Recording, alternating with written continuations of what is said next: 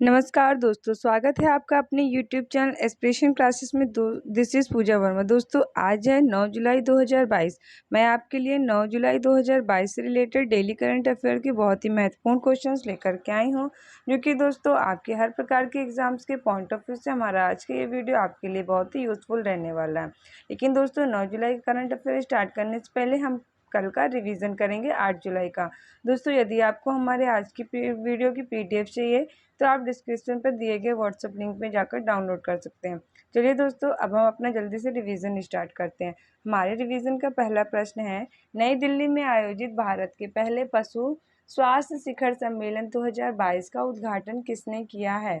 तो दोस्तों, इसका उद्घाटन किसने किया है? पुरुषोत्तम रूपाला ने पशु स्वास्थ्य शिखर सम्मेलन 2022 का उद्घाटन किया है। दोस्तों, ये कौन है? ये केंद्रीय मत्स्य पालन और डेयरी मंत्री हैं। आपने ये याद रखना है।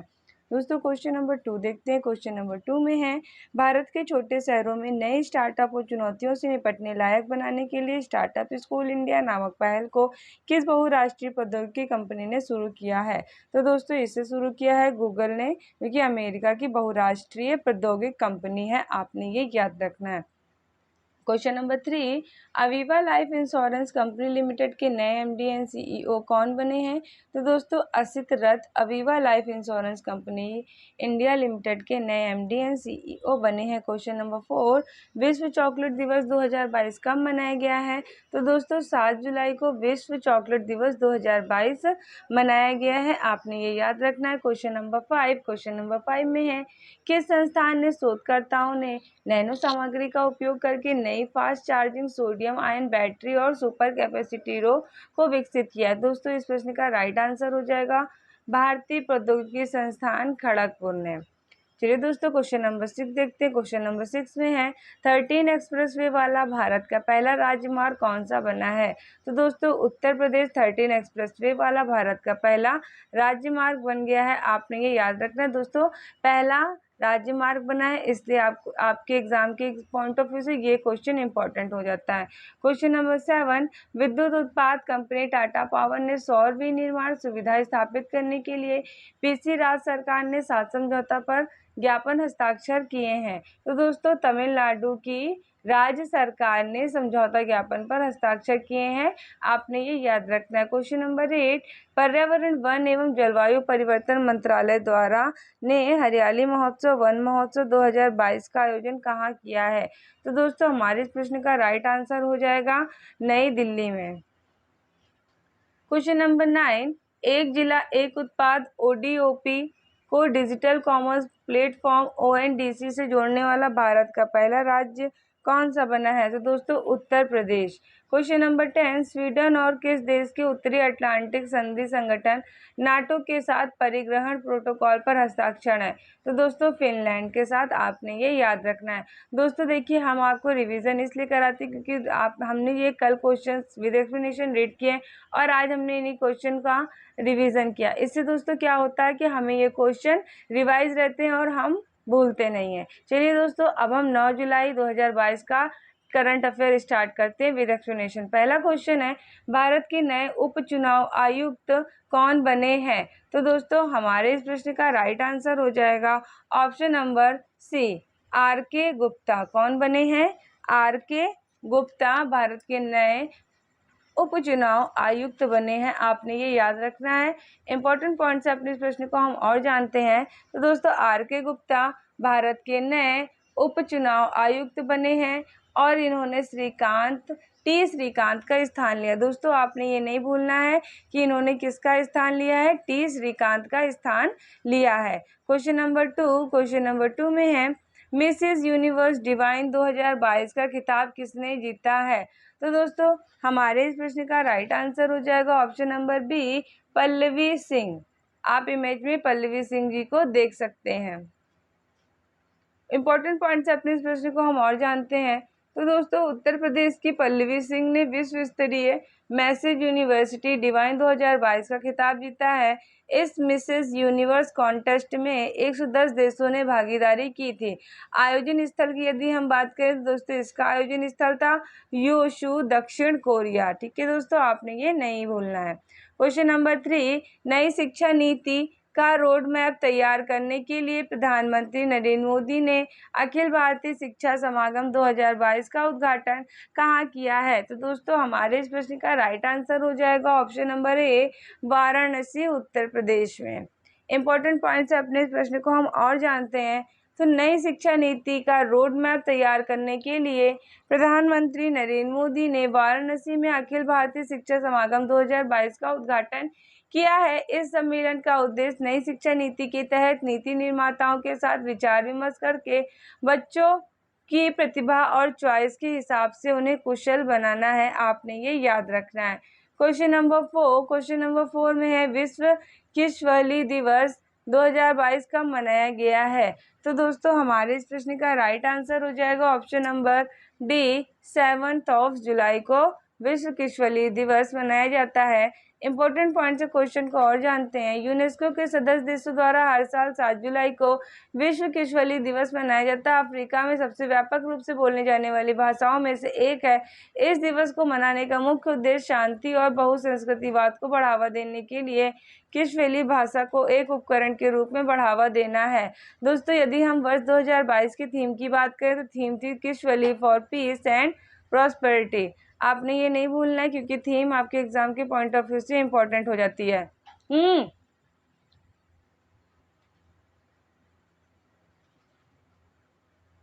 क्वेश्चन नंबर 5 में है अंतर्राष्ट्रीय मुद्रा कोष IMF के पूर्व मुख्य अर्थशास्त्रियों की दीवार पर प्रदर्शित होने वाली दुनिया की पहली महिला कौन बनी है?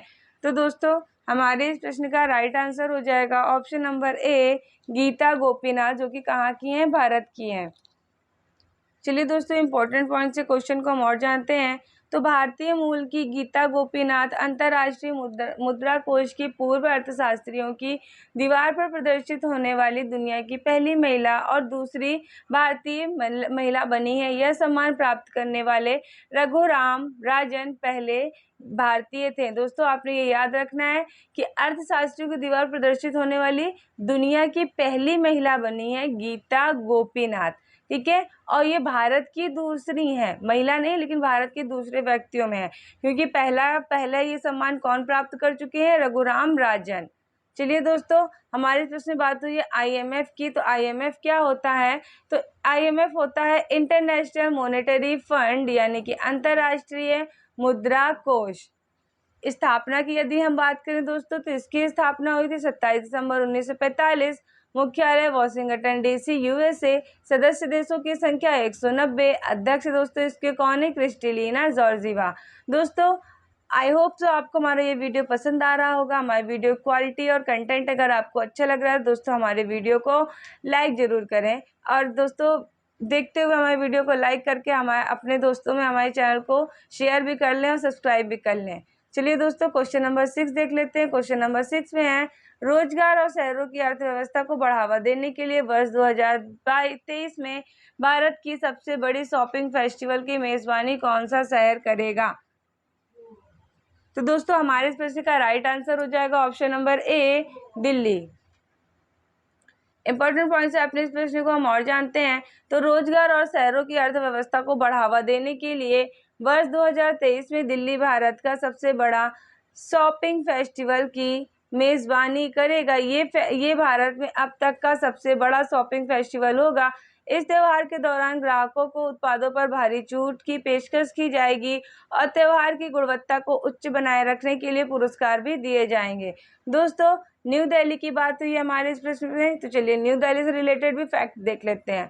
तो दिल्ली की स्थापना किसने की थी? अंगपाल तोमर तो अंगपाल ने की थी। किसने की थी दिल्ली की स्थापना? अंगपाल ने की थी, जो कि तोमर वंश के शासक थे। दिल्ली का राजकीय पशु नीलगाय, दिल्ली का राजकीय पक्षी घरेलू गौरैया, दिल्ली का राजकीय पेड़ गुलमोहर, दिल्ली का राजकीय फूल अल्फाल्फा। ठीक है दोस्तों। दिल्ली के मुख्यमंत्री अरविंद केजरीवाल। दिल्ली के उपराज्यपाल कौन है? विनय कुमार सक्सेना। दिल्ली उच्च न्यायालय के मुख्य न्यायाधीश कौन है? सतीश चंद्र। दिल्ली की पहली महिला शासिका कौन है? Razia Sultan. Question number 7, G20 संगठन के लिए भारत के नए शेरपा कौन बने हैं? तो दोस्तों हमारे इस प्रश्न का राइट आंसर हो जाएगा option number C, Amitabh Kant. आप अमिताभ कांत जी को इमेज में देख सकते हैं। इंपॉर्टेंट पॉइंट से क्वेश्चन को और जानते हैं। तो नीति आयोग के पूर्व सीईओ अमिताभ कांत भारत के G20 में नए शेरपा बने। इन्होंने केंद्रीय मंत्री पीयूष गोयल का स्थान लिया है। अंतर्राष्ट्रीय शिखर सम्मेलन में किसी देश की ओर से शामिल होने वाले व्यक्तिगत प्रतिनिधि को शेरपा कहा जाता है। दोस्तों आपने ये याद रखना है कि शेरपा किसे कहा जाता है, जो अंतर्राष्ट्रीय शिखर सम्मेलन में किसी देश की ओर से शामिल होता है और व्यक्तिगत प्रतिनिधि करता है, उसे शेरपा कहते हैं। करोड़ सदस्य देशों के प्रतिनिधियों के साथ मिलकर आर्थिक, राजनीतिक और वैश्विक एजेंडे पर बात करते हैं। दोस्तों ग्रुप ऑफ 20 की बात हुई है, तो ग्रुप ऑफ 20 देख लेते हैं इंपॉर्टेंट फैक्ट इससे रिलेटेड। तो G20 19 देश और यूरोपीय संघ का समूह है। स्थापना 26 सितंबर 1999। भारत G20 का हिस्सा है। G20 का पहला सम्मेलन अमेरिका में हुआ था। कब हुआ था? 2008 में हुआ था। 16वां सम्मेलन कहाँ होगा? इटली में होगा। 2021 में 17वां सम्मेलन 2022 में होगा, जो कि कहाँ होगा? इंडोनेशिया में होगा। 18वां सम्मेलन 2023 में होगा, वो कहाँ होगा? वो अपने भारत देश में होगा। चलिए दोस्तों क्वेश्चन नंबर 8 देख लेते हैं। क्वेश्चन नंबर 8 में है, नई दिल्ली में आयोजित स्वनिधि महोत्सव 2022 का शुभारंभ किसने किया है? तो दोस्तों हमारे इस प्रश्न का राइट आंसर हो जाएगा ऑप्शन नंबर ए, हरदीप सिंह पुरी, जो कि दोस्तों कौन है? केंद्रीय आवास एवं शहरी मामलों के मंत्री हैं। आपने ये याद रखना है। इंपॉर्टेंट पॉइंट से क्वेश्चन को और जानते हैं।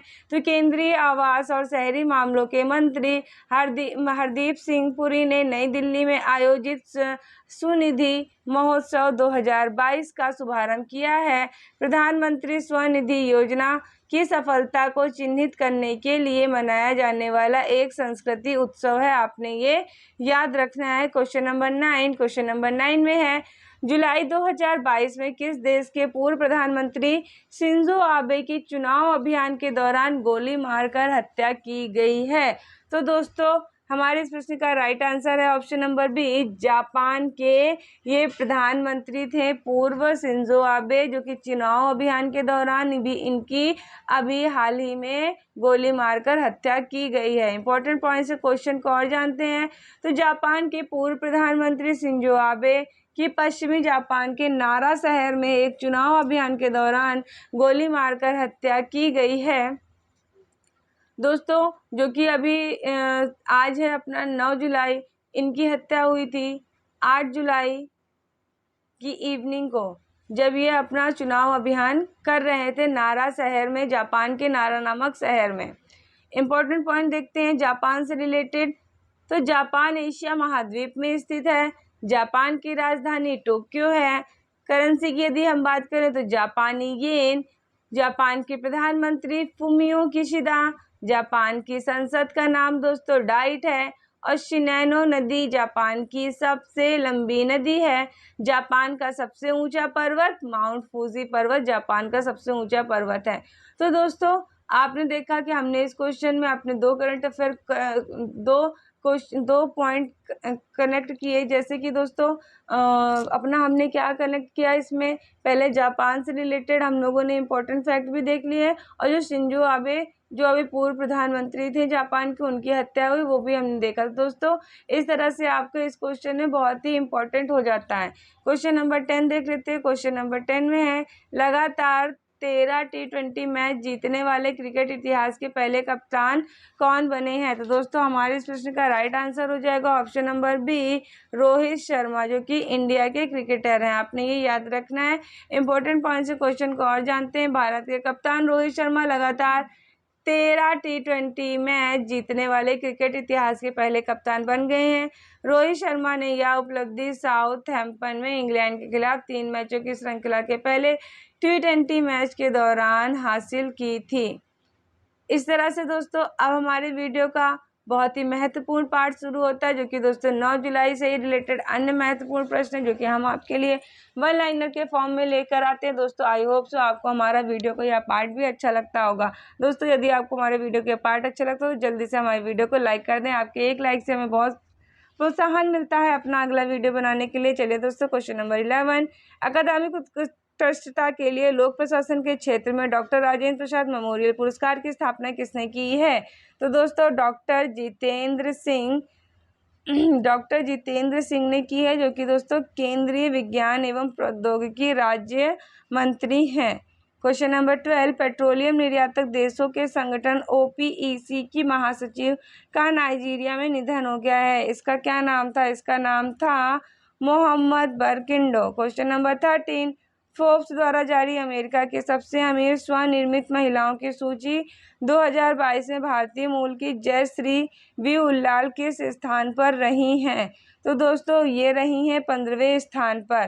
क्वेश्चन नंबर 14, संयुक्त राष्ट्र द्वारा जारी की गई रिपोर्ट के अनुसार वर्ष 2019-21 में भारत की कुपोषित आबादी 247.3 मिलियन से घटकर कितनी हो गई है? तो दोस्तों हमारे इस प्रश्न का राइट आंसर है 224.3 मिलियन। क्वेश्चन नंबर 15, भारत के नए इस्पात मंत्री कौन बने हैं? दोस्तों यहाँ पर होगा इस्पात मंत्री। भारत के